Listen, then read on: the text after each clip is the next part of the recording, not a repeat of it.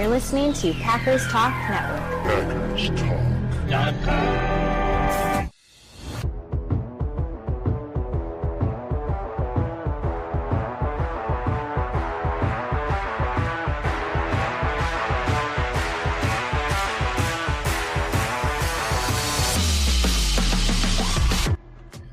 Welcome to the Packers Weekly Podcast, part of PackersTalk.com network. I'm your host, Miles Teddick, joined by your co-host, Tim Hamilton. We are just diehard Packers fans that love talking about the Pack. We are not getting into all that national sports media nonsense, all the stuff they get into. We're sticking to the top topics around the Pack every week, breaking down games in the season, sorting through all the nonsense of the offseason, which we are in the middle of right now. If y'all want to support the podcast, please spike that like button for us. Follow us on those socials. Most importantly, jump on over to the Packers Talk Network YouTube channel. Hit that subscribe button for us. That is a big deal for us. Absolutely love it when you guys do that. Thank you to the subscribers and all of the folks who join us every week and listen in, especially folks who jump in the comments. We love you guys. So, yeah, here we are. We're in the middle of the off season. And most of the time, you would think we don't have anything to talk about. You would be wrong. You'd be very wrong. We have got OTAs firing up. So we are going to get into some of the position battles to keep an eye on going into the OTAs. There are plenty of them.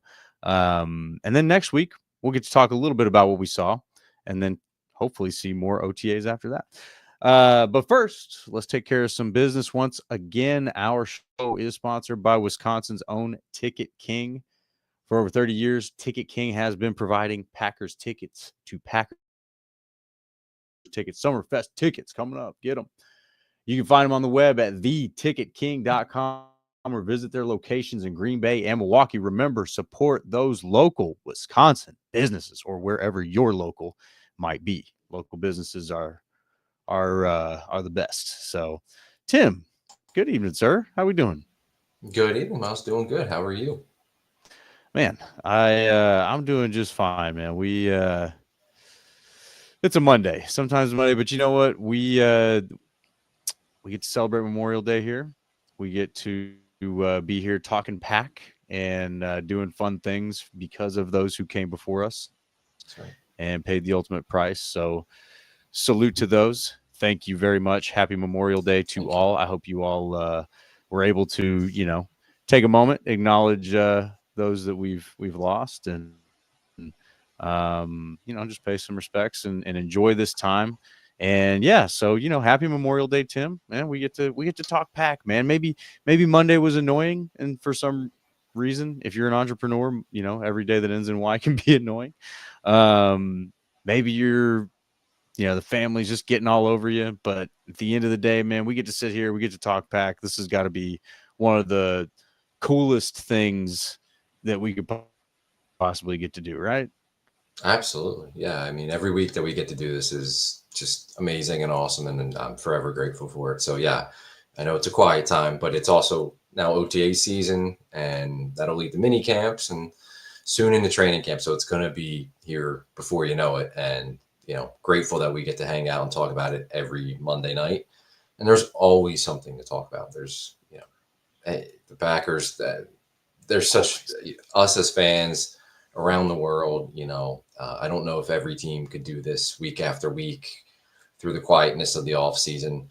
But Packers fans, there's always talk going on, and there's always things to break down and dissect. So that's the beauty of it. And I love doing it. Maybe even debate if we have to, right? Yeah, we get in our debates sometimes. Yeah, absolutely. Yeah. So, no, we might need to have a debate here in this episode about these position battles and who may or may not be part of them and all that kind of stuff. I mean, there's a lot of possibilities out there right now. Yeah. Absolutely. No, go ahead, man.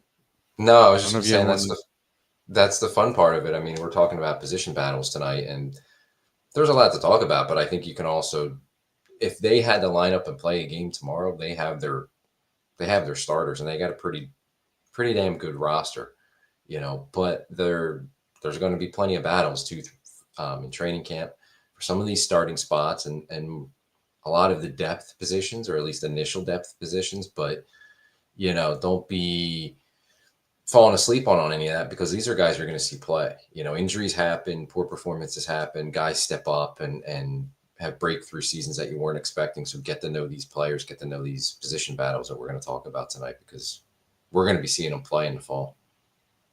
Absolutely. Absolutely. And the youngest team in the league 2 years in a row, right? Like you're going to see some young Yeah. faces. So definitely get ready for that. And there's some consequential things here. I think that not everything is as predictable as we may like, right? There's always somebody who wins a battle that you didn't see coming at the beginning of training camp. So yeah, there's plenty to keep an eye on. And the more I look at this rookie class, man, and I know it's that time of year, and I'm not going to try to, over exaggerate, no goat talk or anything like that. We're not doing any of that. Oh, who's going to stop this offense? We're not doing those things. But it's fun to go and look at the guys that they've added in this class and just think about, like, man, like, there's some real competition coming. There's going to be some real, it's going to be tough to make this roster. Those bubble spots are going to be really, really tough. And as you look through the roster and kind of each one, I started counting the receivers and I was like, oh, geez, man, like you're going to have to do something here. But that you say the same thing, the O line, the D line, it's deep. So, already got a few friends here in the comments. Bill Pat says, good evening, gents. Good evening, Bill. Happy Memorial Day to you, sir. Glad to have you with us. Chris, the Casual Inn. Good evening, y'all. Love that, man. Love the y'all on there. Fellow Texan, maybe. Yeah. So, where should we start here, Tim? What are your top position battles that you are keeping an eye on here as we go into OTA? So a couple that jump out to me on the offensive side of the ball, it's offensive line and wide receiver. And we've talked about the competitions that are going to have at left tackle and right guard, but I think it's how those shake out, of course, and I expect Rasheed Walker will probably end up being the left tackle, but I think they're going to give Jordan Morgan quite the opportunity to take it from him, right? And maybe Belton as well. Maybe Belton ends up inside at guard.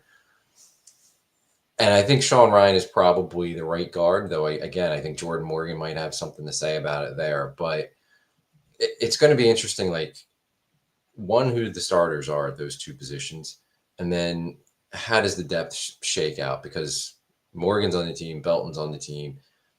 Jacob Monk, I'm not sure what happened to him last season. It looked like he kind of came on through training camp in the preseason. And then when they got to the regular season, as the season went on, he was getting healthy scratch. Like, he was an inactive behind Telford and Glover. And I know he's mainly a center, but it was interesting that they were choosing to not even make him active on game day. So, like, where does he stand?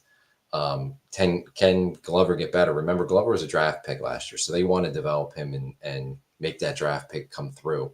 But we saw when he did get an opportunity that he wasn't ready for it yet. He was in over his head. Kadeem Telford's another one who, we didn't see him play really until the playoff game, and it wasn't pretty. But he is a young, developing offensive lineman who now they've had for a couple of years. Does he take a step? So I think overall their depth is much better along the offensive line. They've obviously added to it in the draft and in free agency. So the competitions at left tackle, right guard will be, there's going to be a ton of attention on it. And I think it's going to be, there's not only 2025 to think about, but there's 2026 to think about, because we know Rasheed Walker, Sean Ryan are going in the last year of their contracts. I think it would be very surprising if either one of them get extended at this point. But it's there on the table for them, and they're certainly set up to make a lot of money, whether it's in Green Bay or somewhere else. So all the motivation there, but they're going to have to compete for their jobs. And obviously they're competing for their jobs with a first-round pick in Morgan and a second-round pick in Belton. I think the overall depth of the offensive line is a lot better than what it was at this time last year. I think this time last year, you're kind of saying, all right, I feel pretty good about the starting five, I think. But after that, it was like, whoa, like, who's making this team? And do we feel comfortable if any of these guys have to play? And now it's like, okay, we'll see how the two, up for grabs starting positions shake out. But I feel much better about the depth. I feel better about the improvement at center that they're going to have, with once Elton Jenkins' situation's figured out. So that one jumps off to me, immediately on the offensive side of the ball. Okay. Yeah, the O-line definitely, you're absolutely right, man. It feels way better than it did this time last season. And not to say the last season felt terrible. I think I had already talked myself into believing that there was some good depth there and good competition, but those second line, those two position guys, those backup guys, every last one of them fell through. So that's where it's like, oh, that didn't go very well. Now you're reloaded where your young guys have more experience. Now you got new young guys coming in with probably more talent. So yeah, the overall youth movement that they've done on the O-line, or just in the last 12 months, I think is that's a big deal, right? And these guys are all young, but they're very very experienced at this point. So yeah, I agree with you, and I think you're gonna they talk about the best 5, but with injuries, you're likely gonna need to be comfortable with a best 7. Is that fair to say? Yeah, at least. You hope it's no more than that, but it could be with injuries. Yeah, I mean, I think that would be the wise thing to plan for. Is like, look, man, injuries happen. Where they happen, I mean, that's the question. Like, all right, well, that makes a difference. That's going to change a lot of things, and Bill's got a good point here. No competition at right tackle. Now, we talked about this a little bit. Yeah. Is Zach Tom staying at right tackle? Because if he is, then no competition. If he's not, open season, man. You could try several guys out at right tackle there. So yeah. No, I was going to say I think you could, but I mean, to me, the obvious answer is just to leave him alone. He's really good at right tackle. Like, don't mess with it. I know you want your best starting 5, and however that shakes out, but just leave him there. Is he a better left tackle than Rasheed Walker? We don't know that. Because if he I said, is he? That's the question. Because if he is, then here's the thing. He probably knows that, right? Like, these guys are self-aware. If he's a better left tackle than Rasheed Walker, and he knows he's a better left tackle than Rasheed Walker, then he's going to want that left tackle money, not that right tackle money. And if he wants that left tackle money, he needs to go get that now. You know what I mean? Right. So there might be a lot more going on there than we will get to see until the pads go on. Although you might get to see some of that OTAs. OTAs is a good time for them to start shuffling guys and trying them at different positions. It's not very consequential. You can get a lot of good, easy movement with no contact. Yeah, we may actually get a preview in OTAs of some shuffling going on. Yeah, and I expect that with Belton for sure. Like, I know they talked after they took him in the second round. Like, he's a tackle. We feel comfortable, but yeah, maybe he could play guard as well. But it seems like they're going to initially start him at tackle, but I fully expect him to get work at guard. He might get left side and right side at tackle, but I think he's a guy, as a rookie, you're going to see him move around a lot until because they want to cross train him. They want him to have that diversity, and they also want to see where he fits in. So that's a guy for sure. I think you're going to see, I think you're going to see some versatility and movement as far as where Belton's lining up, like on a day-to-day basis or, week to week, however they end up doing it once we get into camp. But yeah, it's a time to kind of play around and see not only who your best 5 is, but where they're going to line up too. Yeah. Yeah. And Bill's follow-up is a timely follow-up there. Yeah. Tom will be the right tackle, he says, but who's his backup? Well, that's where I think it becomes fluid. I don't think that they'll have, with the exception maybe being center and left tackle, not even center. I think, probably just left tackle. I think your backups will be, guys will have 2 positions that they're backup for, and you may not even know that until you have to test it. They may see one guy. They may see Belton as number 2 at every position, something like that. Jacob Monk's another one. He might be number 2 at center and both guards, something like that. So yeah, you got a lot of certainty there, Bill, that he'll be the right tackle. My question remains that if he will be the right tackle or not. Who his backup will be, I think, could probably be pretty fluid. It depends, I think, on who wins those other starting jobs. Yeah. But no, so we talked a little bit about these O-line matchups. What other position battles are you looking at? Wide receiver. I mean, obviously with adding Golden and Williams, that shook it all up, and Watson's injury too. It's not so much like who starts. Who starts isn't as important. It's more so who's playing the snaps and how many, and then where exactly are they playing them? Like how much movement are they doing with these receivers? I don't mean just like motion movement, but like positional movement, and I think that's going to be really fascinating to see. I think they're going to make Golden and Williams earn it. I don't think they're going to come in like day one and like they're going to be in the top 3. Like I think it'll probably start out Wicks, Dobbs, and Reed, and that's how it should. Make those guys earn it. But then as we go through, OTAs, minicamp, training camp, like how good does Golden, continue to be, progress through that phase? Williams too, like, and then if they're in that mix for one of the top 3 spots, like how exactly is it going to shake out playing time wise? Who's on the field together, and where they're lining them up. And then I guess also the back half of that roster, like they brought in Hardman, and I think Hardman's primarily here to be a return man.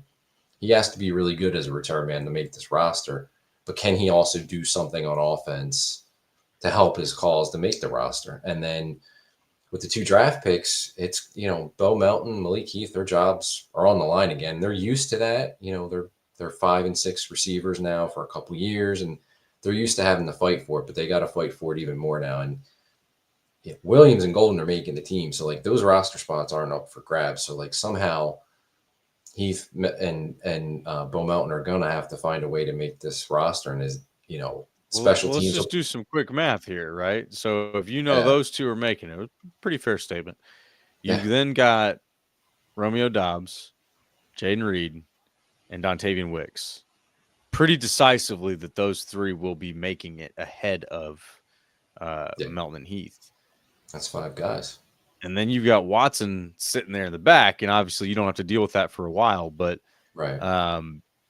Yeah, I mean, that's 5 right there. So your best case is 6. And are you keeping 6? So then there's Hardman, Melton, Heath. Are you keeping 6? Because then Watson comes back into play, and he, he's the 6th. So yeah, I think that's a very tight position. It's going to be interesting. Yeah, and special teams will come down, especially for the 6th. It's going to be huge. So if Hardman's your return guy, he's got a leg up on Melton and Heath. As much as, I like Malik Heath. I think he does a really good job when he's in there and his, limited playing time that he's gotten. But if Hardman's going to be your return guy, he's probably going to get that 6th spot, just purely on special teams returns. But if he's not good enough there, or they feel more comfortable with, a combination of Keyshawn Nixon, or if they go back to Reed on punt returns, Golden has experience, Savion Williams can return kickoffs. Like there's some other kind of competition there, and Hardman just doesn't do enough to like distinguish himself. Then now we're talking about what can Melton do, what can Heath do. But yeah, you're right. I think barring injury, there's 5 guys that we know are making the roster, with Watson down the line. He doesn't initially factor into it, but like long term, you got to think, okay, when Watson comes back, what are we going to do now?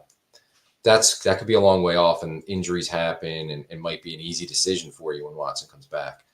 But at least initially, 6 is the most I can see them taking. I can't see them taking 7. Like 7's a tough number, man, especially when you've got the tight ends that they have, the running backs they have. Right. Tough number.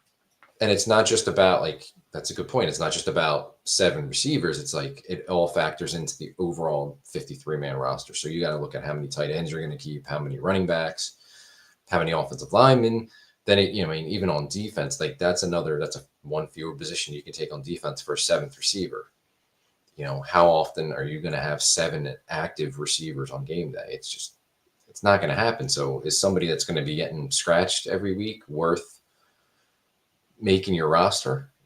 So yeah, I think 6 is the most you can hope for. So I think the overall, like, who makes the roster is more so the back part of it. But my interest is like, who's getting those top kind of 3 reps? Like, who are we seeing the most in there as their top guys? And it's going to be interesting, because obviously the receivers were disappointing last year. They have to bounce back.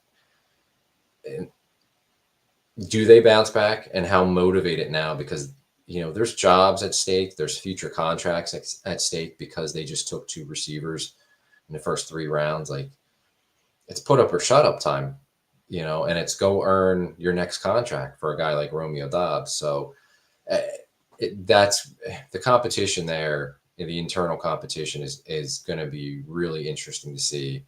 And how quickly can Matthew Golden come in and learn the offense and make an impact on it? Because if he hits the ground running, somebody's going to be out. I'm not saying they're going to be out of a job, like they're not going to make the team, but they're probably not going to be happy with how many reps they're going to get. Yeah. So I expect it's going to take him some time because he is a rookie, and not all rookies come in and they're Malik Neighbors or Brian Thomas Jr., anything like that. But he's going to play Golden. So how do the rest of the snaps shake out? Yeah, and your question is the right one. Do these guys rebound with the drops issue? And I went back to Dontavian Wicks. I'm pretty sure this is representative of the others, though, too. He had a good 23. He only dropped 2 passes out of 57 targets in 23. 24, he come 8 drops on 74 targets. So, and I actually, and again, I'm not going to sit here while we're live streaming and go look this up, but I'm pretty sure Savion Williams had a similar trend where he had a kind of a high number of drops this past season. And before that, the previous season, he actually had a really good season. I believe had just 1 or 2 drops in total. So, that's where it can happen that way, right? And it's not just in the NFL or just the Packers receivers. This is something that you can see with other receivers and other teams at other levels. And so there's reason to believe that yeah, they can rebound. They can have a better season this year. Excuse me. But what contributed to that, I think, is what I would like to know. Usually drops are kind of a mental thing. What's going on with the mentals there? What were guys maybe more distracted by last season? Were they more complacent? Were they, what is it? It could be any number of things. And, we got a new friend here in the comments, Judah Time, say we may need a new receiver coach. Now, I was pretty harsh on old Vrabel there. He's done a good job. I don't think he's done a great job, but he's not on the hot seat like the D-line coach last season was on the hot seat, or like Joe Barry was on the hot seat. But I would say, he's still earning his job. Like, I don't think you're looking at what Vrabel's done and going, yeah, you got to keep that guy, kind of like you did with Tom Clements. You know what I mean? Like, Tom Clements could have had a lifetime contract, coach those QBs all the rest of your life, man. Every season we got.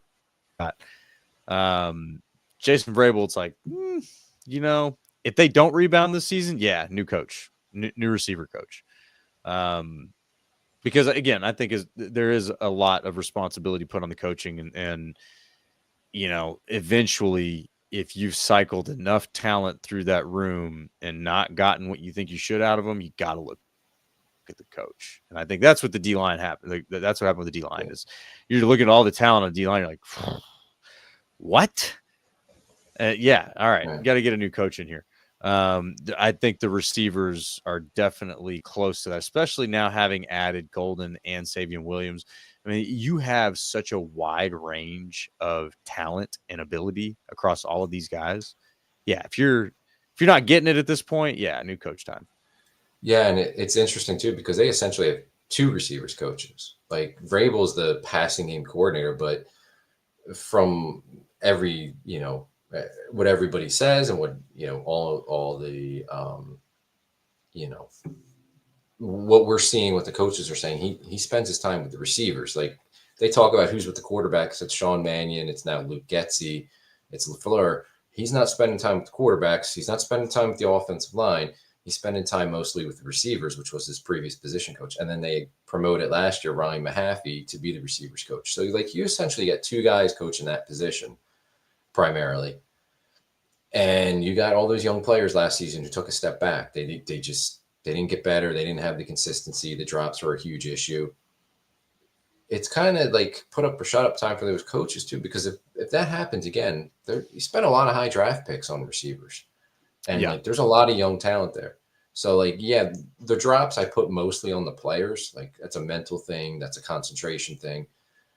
But if we're seeing that again, and these guys just aren't stepping up and taking the next step, then yeah, I think you got to start looking at the coaching. Like if you're going to do that for the defensive line, you have to do that for the receivers as well, because I mean, I think the talent's there at receiver, but for whatever reason, they just struggled so much last year catching the ball. And to go back and like, now that we're in the off season, I've seen, people posting clips of some of Jordan Love's best plays last year and some of his best throws. And it's crazy that some of his deeper throws. I think the one thing that went around last week online was like all of his over 20-yard throws. And there's a lot of incompletions there, but there's a lot of incompletions that hit the receivers in the hands.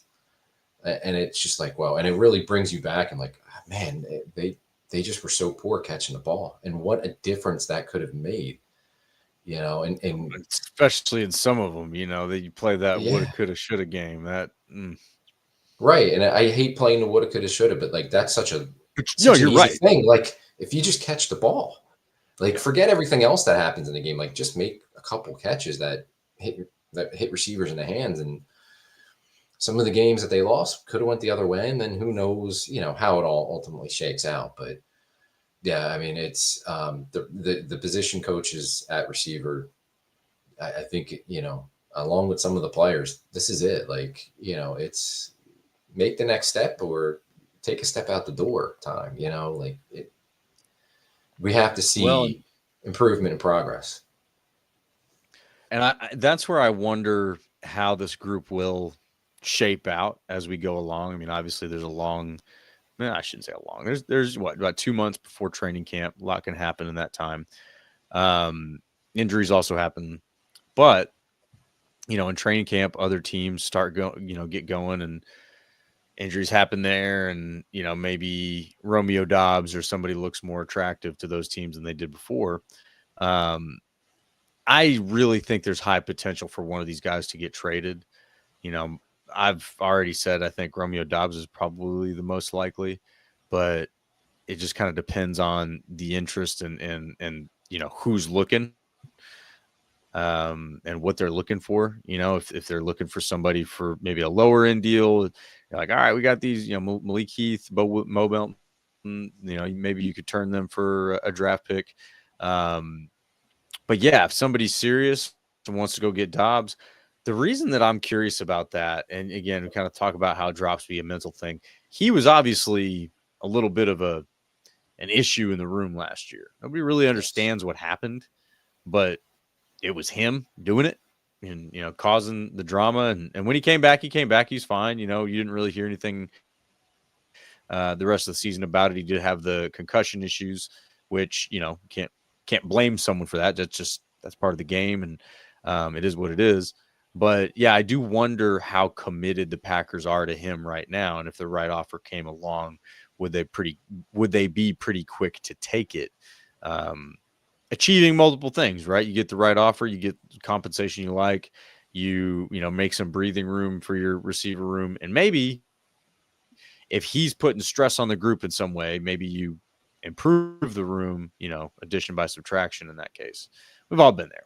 This guy you don't want to work with, or he doesn't work with you. Like, it's just not fun working with somebody you don't want to work with or they don't want to work with you. So, who knows what the reasoning is? I'm not going to speculate who doesn't like who or whatever. He cheated on someone's girlfriend, none of that crap. But, it just seems like there's something there. There's smoke there. Yeah. Yeah, there is. And I think the Dobbs situation will be interesting because a lot of it, I think, is going to, I can't see them trading him now or training camp. I think a lot of it's going to play out like early in the season with him. Like, does he get off to a good start? Is he really involved in the offense? And then if he's not, how is he going to handle that? Like, is it going to be an issue like it was last season? And if he's not really involved, then maybe Golden or Williams or Wicks or whoever is playing great, or a couple of them are playing great, and the offense is, cranking it out.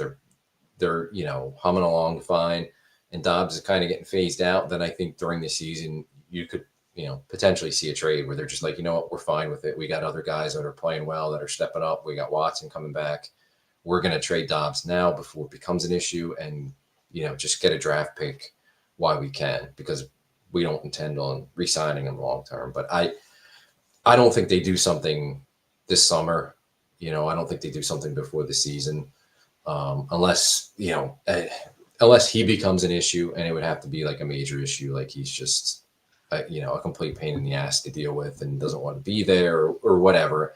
And I don't think that's going to happen either. But I think they keep him. But if he's not producing and there's other guys passing him on the depth chart, then I think it's definitely a possibility during the season.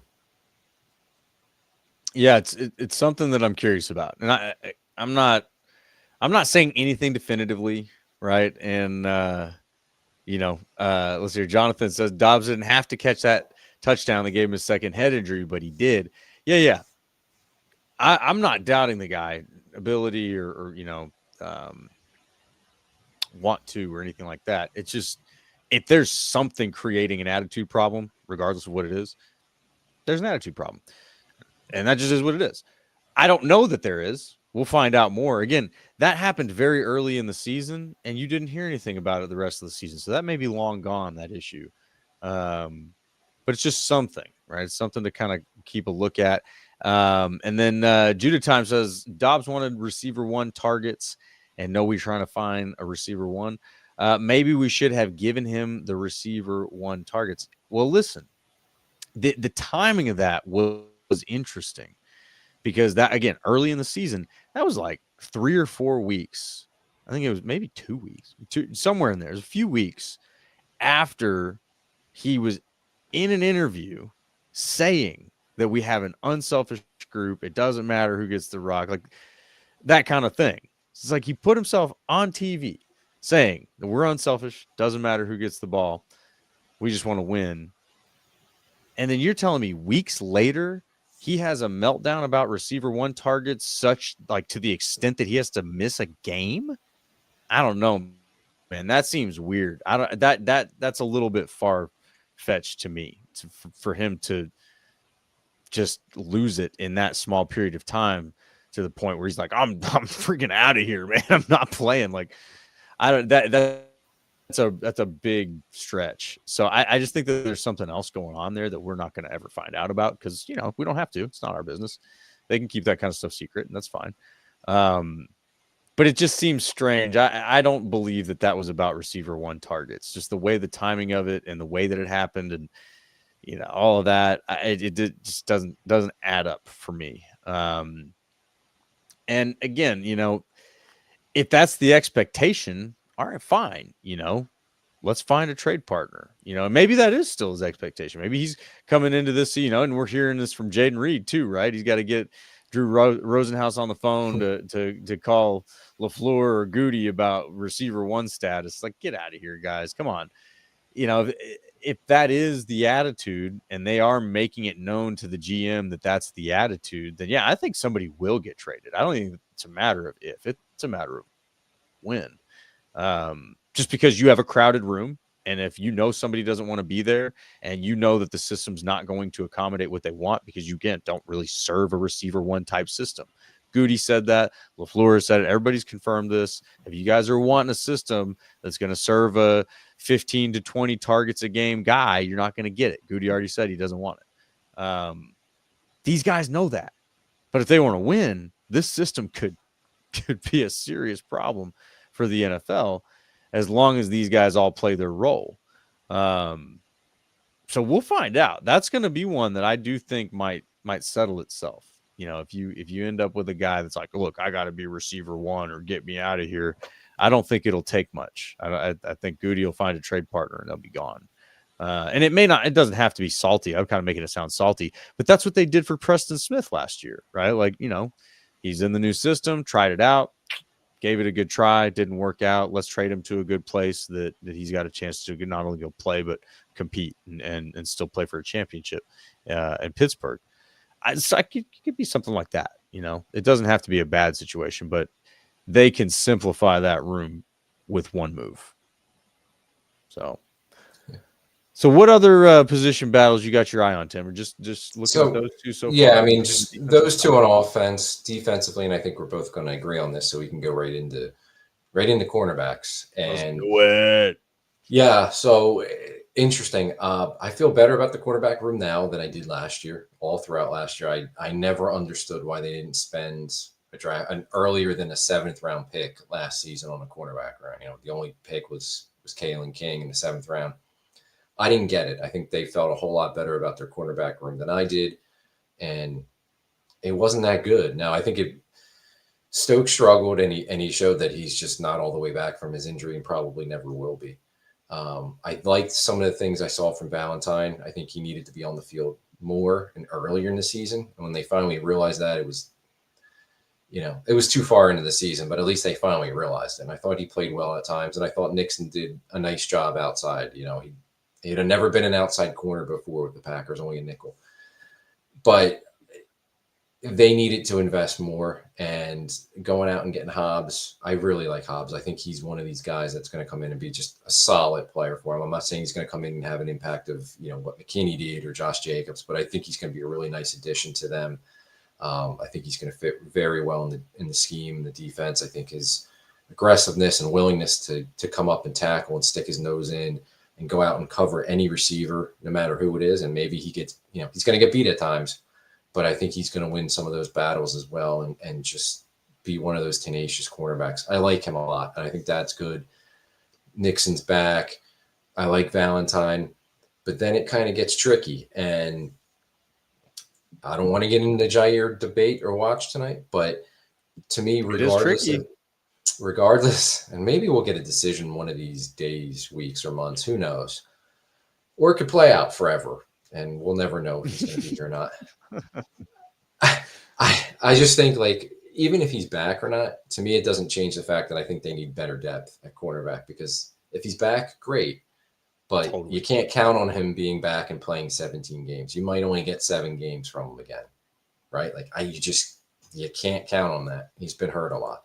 So if he's back, nice. Go out and get better depth. If he's not back, okay, move on and go out and get better depth. Now, that better depth may be their internal guys. They used the 7th round pick on Mike Robinson. There's, they've already been talking up a little bit Kalen King. I'm not going to get too distracted by that, because there's been plenty of off-season OTA Packers in the past too. We talked, this guy, all over the ball, receivers, whatnot. And then you get to training camp, and then you don't hear about them at all. And they struggle in the preseason, they get cut. So I'm not going to get too far ahead. He's a Penn State guy, so I like him. So hopefully King works out. Kamal Hayden was a guy they had in the practice squad that they promoted a bunch of times last year ahead of King. So he's in the mix. All that being said, like, I think they still need another guy or two. And maybe that's the internal players. Maybe the rookie comes in and he's this year's version of Carrington Valentine, or maybe King's better or Hayden. And that could solve, the depth issue. But if that's not the case, I think they need another guy there, depth-wise. So, and then the second part of that is just, how's it all going to shake out? Like, who's playing where? And if we go off of Jair's going to be back, then it makes it even more like, how you find him playing time for all these guys? Like, where are you playing them, right? Because if Jair's back, he's starting and playing every down for you outside. You just paid Hobbs a lot of money. You're not paying him money to sit on the bench. Nixon started for you last year outside and played, in his mind and in the coach's mind well enough to be a starter. and then you spent a second round pick on Bullard, who was your nickel last year. So does he kick back to safety full time? And then what happens to Evan Williams, right? So like, I could see a world in which it's Jair and Nixon outside and Hobbs in the slot, or maybe it's Nixon in the slot and Hobbs outside. But, and if Jair's not, I think it makes it maybe a little bit easier to figure it out. Like Hobbs will probably be mostly outside. Certain times we'll be at the nickel. We'll see Valentine. But yeah, I think to me, it's going to be interesting to see where they use these guys. And if it's a week to week kind of like, okay, matchups, who are we playing this week? We like Hobbs better in the slot, or we like Bullard better this week, or we like Nixon. And then who you like outside? Is it a week to week thing? Is it almost like, you're going to play different packages and, move them around in the game? I don't know. Or you're going to have set positions for the corners, right? Because if Jair's back, he's outside all the time. You're not taking him off the field. But then the other guys, like, how are you going to work that out? So to me, that's going to be really fascinating to see. And we won't probably get a better feel for that until the real games start happening. But we'll see it in training camp, if where they're lining these guys up, how much Hobbs and Nixon are playing slot as compared to outside corner. So that to me, that's my defensively with cornerback. That's where I'm interested. And I don't know if you're feeling, I know that's a corner, that's a position you're watching too, but I don't know if it's for the same reasons or anything different there. Yeah. Well, I look at it a little differently, but not that much differently. What I am fascinated by is how Goot has built each position out kind of the same, with obviously I think maybe the exception of quarterback, because you just handle quarterback the way you handle it. But even kind of a quarterback, he has, like, if you think about how the offensive line is built, you think about the DB room, he's created like all of this versatility where there's almost these blurred lines now. So you're asking about, Jair. Let's, for the sake of the argument, let's say Jair's back because he's still on the roster. We don't know what's going to happen. He's here now. Fast forward, it's training camp. He's back. I think the coaches have a luxury of flexibility with this because you do have a wide range of skill sets and you have several of them. You don't just have one guy who can play in the slot. You got several guys who can play in the slot. So then the question becomes, what are you doing with the guy in the slot? Are you, is he going back? Is he playing up? What is the expectation of that guy? Well, that's going to change based on the down and distance and the package, all the circumstances. So you have the luxury of going from Isaiah Simmons to Javon Bullard in the slot, and several bodies in between those two. You know what I mean? There's several guys that can rotate through there, and I think that if you can keep them all healthy, this will be kind of a very luxurious position for these guys, for these coaches specifically, to be in, having like these nice surgical specific tools for each situation, rather than having, look, this is our best 11. They're going to be on the field for the whole time, and that's it. And then, they'll rotate in if they're dying, and then they go back in after they get some water. Like, you're not playing that game anymore. I think there's a handful of guys that stay on the field, and that's about it. Maybe not even that. Like, McKinney probably stays on the field. Kenny Clark probably stays on the field. And, hopefully Cooper stays on the field. Beyond that, like, you really can rotate a lot of that, even the safety position. You can use Williams in certain spots, and if you need to, put Bullard up there. Put Oladapo. We haven't even gotten to see what he's made of yet. So there's just a really interesting range of flexibility that they've created for themselves. It's at the receiver position, the DB position, the O-line position, even the linebacker group, right? Very fast, very versatile. There's a lot they're going to be able to do. So all of that said, I think that's where you actually maybe that's the conversation that's been had not only with Jair Alexander, but with other guys, right? We started talking about what's going on with the O-line. Well, we don't know what's going on with Zach Tom or Elton Jenkins. Like, there's some stuff going on there, it sounds like. If you got Stenovich talking about competition at right tackle, you got Jenkins holding out, or not holding out, but he's away. They're trying to figure some things out. I think there's a lot of philosophical changing happening where it's like, look, guys, maybe you don't have to be the 100% of the time guy. Maybe we start using you guys a little bit more surgically, specifically with Jair, saying like, look, dude, you're getting injured so much, but if we use you more situationally, we'll have you for 17 games. You just won't be on the field for 100% of the snaps. And a guy like that probably isn't happy about hearing something like that. Now, despite what we feel like he was doing last season, I'm just go with me for the sake of this. I would assume a guy like that's not happy about hearing about that, but also open-minded, going, yeah, you know what? I can't stay healthy. There's got to be something to do here.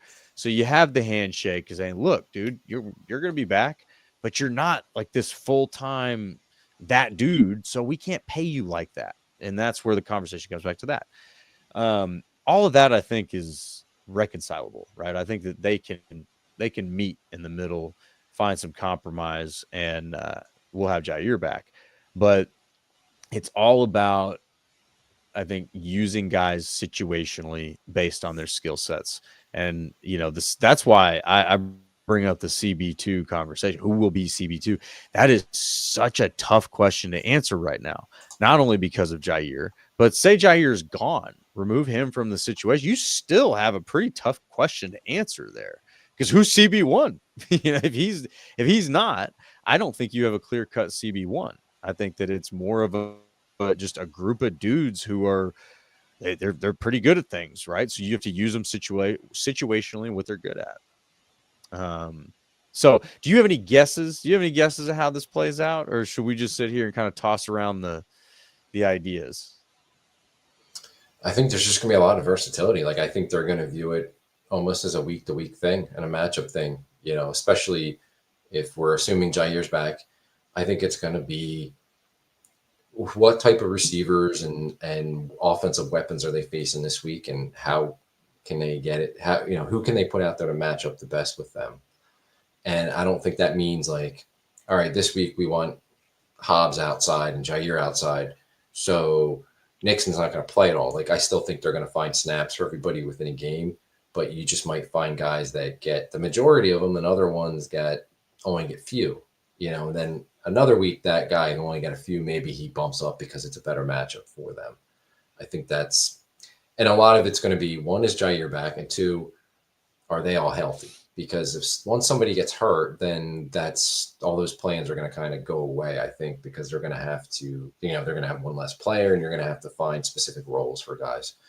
Who will be numbered the CB2 if we're assuming Jair's back and we're assuming he's CB1, to me CB2 is Nate Hobbs. Like, I think he's going to be that guy for them. I'm interested to see him play outside, and I think that might be ultimately like where he ends up playing the majority of his snaps this year. But he's, when he was with the Raiders, the majority of the snaps were in the slot, but he did show that versatility to be able to do both, and I'm extremely excited to see him play outside and what he can do as an outside cornerback, because if he comes in and he's a solid, really nice addition to him, that's huge to go along with. If it's Jair on the other side, then you got two outside cornerbacks with versatility as well, and that would be excellent for the defense. I kind of get the same feeling. I get the feeling that Hobbs is there to be CB2 and maybe kind of like a stabilizing piece there while everything else is fluid. But again, and I see Judah time, put Nixon CB2, put some respect on his name. It's not really to say that Nixon's not. Again, that's kind of the argument here, is I think you got a lot of guys that are about on the same level, unless Jair's healthy. I think Jair healthy on the field, he's a cut above the rest of these guys. But But yeah, again, it's not to say that they're bad. It's not to say that Nixon shouldn't be CB2, or if Jair's gone, does he have a shot to be CB1? Yeah, for sure. Him and Hobbs are basically CB1 and 2 at that point, and it's up to Valentine, I think, to break that up. But then it comes down to how do you want to use them? You know, you probably have a rotation of guys just getting into the slot, right? You know, maybe on some plays Nixon goes up in the slot, Valentine goes outside, and vice versa. And same thing with Hobbs. But with Jair in the picture, it definitely crowds things in a good way, assuming everyone's healthy. But also, I think creates a little bit of complexity. Like, dang, dude, like, how do you use all of these bodies? Like, you got a lot of bodies right now. Yeah, so, absolutely. you know, and you got to credit Goody for recognizing, like, look, man, if you take inventory on the last 5 years and why you didn't get to the Super Bowl, injuries, and injuries, you know, not to make excuses. Obviously, you could have played better in certain situations, but man, if David Bakhtiari doesn't get injured, there's a whole lot of what ifs going on there, you know. And if your O line doesn't get their butt whooped last season against the Eagles, can you hang in there? There's just a lot of, you know, it's a lot of what ifs. And again, with Jair, that was a problem with the injuries. So a lot of injury issues that you've paid for, and now I think they've covered those gaps. I mean, if you look across the board, it's like, yeah, you'll sustain some injuries for sure, but every position seems right now, short of the quarterback position, ready to take on some injuries. You know, so we'll see where that goes. But when they don't have the injuries, everybody's healthy. You got a real complex operation you could put out there right now in a good way. There's a lot of skill sets you can use, and that's a luxury right there for coaches. Let me see here. There's one comment I wanted to go back to. It was about, I think, Kenny. Chris, the casual hand, my man. Kenny Clark is an all-time Packers great, but he's cooked at this point. Terrible contract extension by Goody. Come on, man, Chris. Come on, man. Killing me with this take, man. You're killing me. Yeah, he had a bad year. Like, there's no way around it. He had a bad year, but I think give it another year. Like, I think Kenny deserves the benefit of the doubt. I'll say that. Plus, there's a reason the D-line coach was fired so abruptly, and there's a reason they won't even talk about this guy. Like, there was bad something there. That D-line coach was a problem in some way, shape, or form, and they dealt with that problem. They are very, very excited about their solution. So I would say, let's see how Kenny does this year before we totally say that was a bad extension by Goody. He's totally done. The guy's barely 30. Is he even 30 yet? No. I don't think he's 30 yet. So he's not cooked, man. You can't say Kenny Clark is cooked. He's 30. He's not even 30. Don't write him off yet. It's not. Give him another year. And if he looks like, you know, 2025, if he looks like what he did in 2024, then yeah, they're a move on from him. But he deserves another shot. Like, don't write him off yet. For sure. No, so, you know, my top position battle is definitely that cornerback room, you know, this year. And then there's some others that I think are worth watching. You know, the running back 3 position, I think, is going to be a tough battle. You got some good candidates there that have put some good film on with the Packers, so it's going to be tough to crack that RB3 position, I think. Another one, you know, I'm very, very interested to see what happens with the left tackle position. I think that there is some shuffling going on that we aren't privy to yet. Maybe the OTAs will give us a little tip. But right tackle, left tackle, if Tom's not the guy at right tackle and he's going somewhere else, then all bets are off, man. Except for wherever Tom's going, he'll win that job. Zach Tom will win any of the offensive line jobs right now, I think. Yeah. You know, yeah, and then there's some interesting stuff going on with the linebackers. I kind of wonder if Isaiah versus Isaiah will yield anything dramatic, right? Like if we can get an Isaiah Simmons to replace an Isaiah McDuffie. That'll be an interesting one, I think, to watch. Isaiah Simmons has the mental edge. Isaiah McDuffie has the mental edge. Isaiah Simmons has the athletic edge. and also probably the versatility edge. Although McDuffie's a really good special teamer too, so that could be a fun battle. Two really good special teamers. One's real heady, real smart, knows the book, and the other one is an athletic freak. So we'll see. But yeah, there's several battles that I've got my eye on. I'm very interested also in the receiver room. I think Savion Williams is the biggest question mark to me. Where does he fit? What are you doing with him? You're not going to cut him. You're definitely going to have him for sure. Like, I don't think he could have a camp bad enough. Not that I'm challenging you to, buddy. Let's have a great camp. Knock on all that wood. But yeah, so he's there. What is he? What are you going to do with him? That to me, I think is a fun question. Is he RB3? Maybe he's RB3. That'd be kind of an interesting scenario. So I don't know. I think there's a lot of these things that are fun to watch. I like to zoom in, I guess, on position specific things. Try to figure out who the bubble battles are, right? Like who's going to be cut if they lose their battle versus who's just going to be a backup. A lot to look for. But so there's a few things here that I think we'll get a tip on in OTAs, right? The O-line shuffle, I think, will show us something. Maybe even the D-line shuffle. We'll see how the D-line is used formationally. That might show us something about Covington. But yeah, there's some things we can start to learn here pretty quick in the OTAs. You got any dark horses, Tim? Anybody you think that could win a position battle that we're maybe overlooking?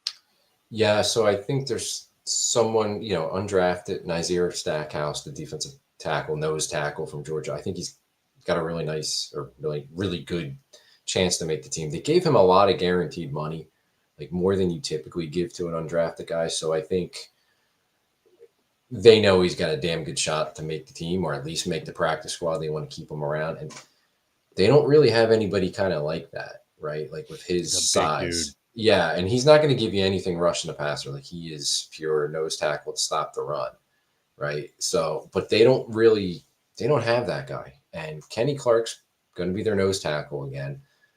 Something happens to him, like there's nobody else like with a close body type that can probably play that position. Like you're not going to put Carl Brooks on the nose. Maybe Brinson, who they took late in the draft from Georgia, but I'm not sure if he's a nose or if they want to see him, at three technique or defensive tackle more so than nose. So I think Stackhouse has a shot to make the team. Now, I think he's got a really good shot to at least make the practice squad, but he, with a strong camp, strong preseason against the run, showing that he can hold up and eat up bodies and clog the middle of the defensive line. I think there's a chance that he finds his way onto the roster. And again, he's not going to give you a pass rush, and he's probably going to be limited as far as how many snaps they would actually play him. But he's an interesting one just because they don't really have a type like him on their defensive line. And we saw how good their D-line was last year against the run. Obviously, they want to continue that. He might be he might find a way in where they look at it and go, you know what, some of these other guys, Wooden and Brooks and Brinson, like some of them might get a little bit repetitive, redundant. We don't have another kind of Stackhouse with that size who can be good in the run game. And, he could find that last roster spot on the D-line. Yeah, I'm a big Stackhouse fan, so I got to interview him at the Shrine Bowl. He's a big personality, fun guy. I really enjoyed the conversation. I'll try to get that video, and I'll post it here on the Twitter and YouTube for the Pack Weekly Pod. But yeah, Stackhouse is one that I've got my eye on. I do think that his size, that's something I talked about earlier in the offseason. I think his size is something that they really need, for depth reasons behind Kenny, but also, if you need a big package, I mean, Kenny Clark was your biggest guy. TJ Slayton obviously was there, but they let him go. And you need more than just Kenny Clark. These O-lines and D-lines are big these days, man. Not to say Kenny's small, he's a big dude, but you do need a lot of beef. And so if you need a big package to stop the tush push, you want that 320 plus pound dude in there next to another 315 and all that girth in the middle. So Yeah, man. I do think he's got a good shot to make it. He's one of those that I do like. And then, I already talked about Isaiah Simmons. I think he's got a chance to maybe beat out Isaiah McDuffie for that LB3 job. We'll see how that one plays out. And, this may not even be reasonable. It's fine. But I'm a big Jacob Monk fan. I want to believe in Jacob Monk. I want to believe that he will find a winning starting job here. Maybe the right guard position. We'll see how this all shakes out. But he's one that I'm still keeping an eye on. I really I enjoy Jacob Monk. I like the attitude that he plays with. So he's one that I'm keeping an eye on for these battles. So any that we missed here? No, I King, think does he count as a dark horse at this point? Is King a dark horse to maybe what would he be? CB4, CB5?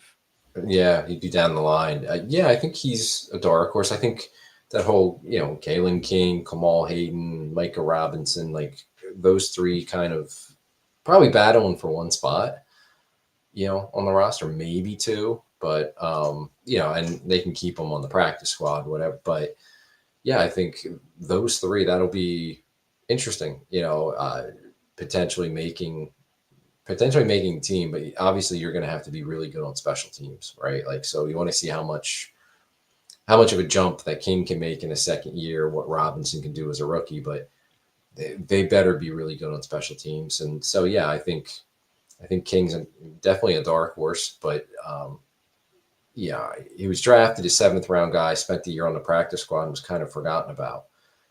They're already talking him up, which is great and all. Doesn't mean a whole lot once once the pads come on. We'll see. But yeah, I think he's got a decent shot to make the team and be a depth guy for him, and be a contributor on special teams. Yeah, no, I'm rooting for King. He's up there with Jacob Monk. I don't know what it is about those guys. I like them. I want to see them succeed. So cool. All right. Well, OTAs. Here we go. Kicking off tomorrow, right? 27th, I think. Yeah. And so we'll have. The media we'll have some stuff to talk about next week. Whenever when we come back on Monday, we'll have, I think it was 3 OTA practices this week and then 3 next week.